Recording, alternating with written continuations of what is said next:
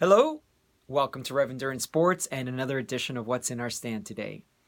Today we have a bike in our stand that came to us from one of our friends. And I meet my customers through various means. And in this particular case, this gentleman was doing some part-time work with UPS during their peak delivery season of Thanksgiving and through the Christmas holidays. And he was delivering a Ritchie bicycle frame, and we just struck up a conversation, and it took off from there. Followed each other on Strava and Facebook and things like that.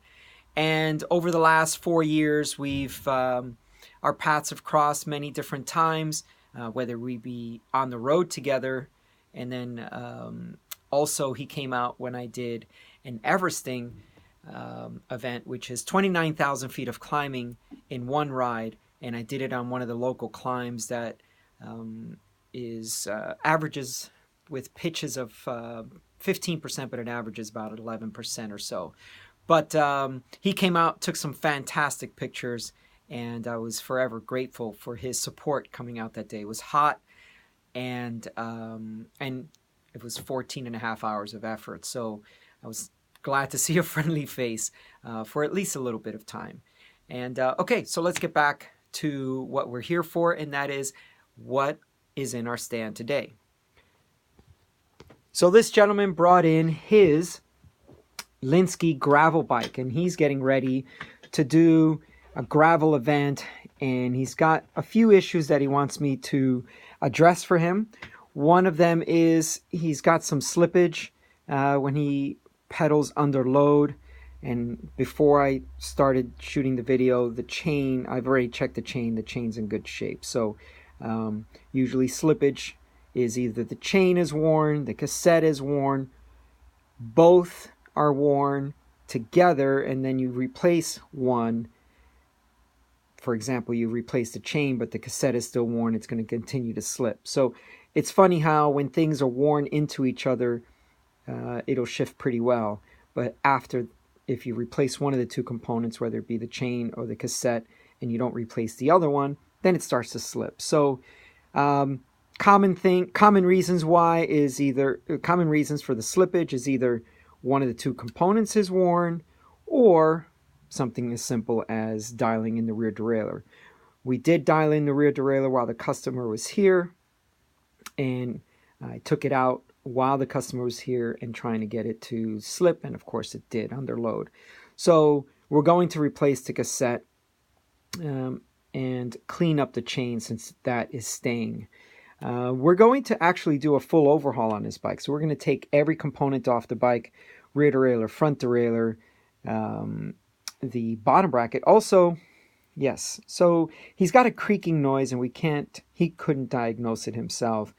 And as I was trying to diagnose the creaking noise, the cassette kept slipping, or whatever it is kept slipping, and so we couldn't really diagnose or troubleshoot the creaking noise. So we're going to change some things. And by the way, when we do change this, what we're going to do is this is now a 32 cassette, and so we're going to replace that with a 1136 cassette.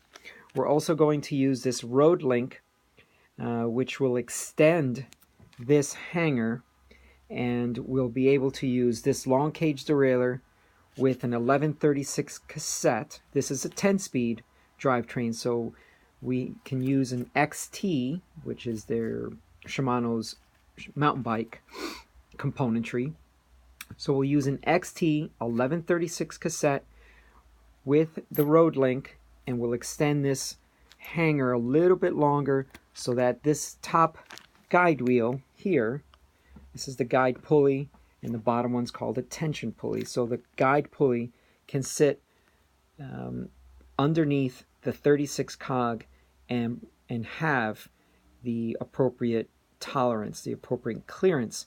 What'll happen is if you try to put an 1136 on without extending this hanger, this top guide pulley will end up grinding against this largest cog, even though you've screwed in the bead tension screw as much as possible. So this is a very, very good option for someone who wants to have a large cassette and not have to get, let's say, a cyclocross or gravel specific crankset where you have, you know, your biggest tooth only being, your biggest chainring only being about 46 teeth.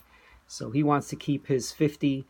And when you're doing mixed terrain events, at least here in San Diego, it's really nice to have a large enough big ring and an inner ring setup, because since we have a lot of road on our mixed terrain rides, so the most popular event here is called BWR, and that has, you know, there are 100 miles of road pavement and about 40 something miles of dirt, so you're going to be on the road quite a bit, and it's nice to have a big setup for your chain rings.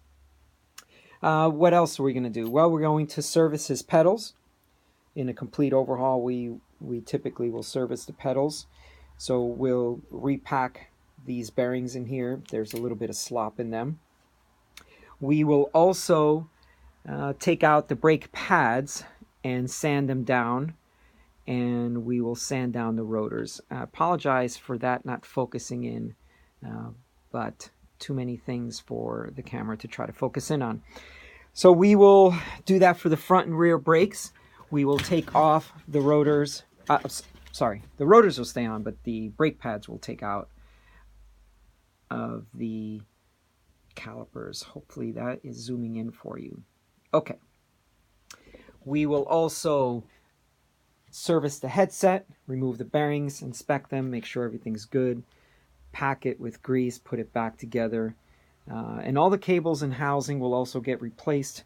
So this is quite a job, and we will hand back what will be almost literally a brand new bike to the customer. Okay, well, thank you so much for watching. I know that this was a little bit longer video, but we do appreciate your support. So please leave comments, leave suggestions, share and like these videos with your friends. And I hope you are getting some information out of them, because these videos are for you, so that I can impart a little bit of bicycle knowledge in each one of the videos that I provide. All right, thank you so much, and we'll see you on the road.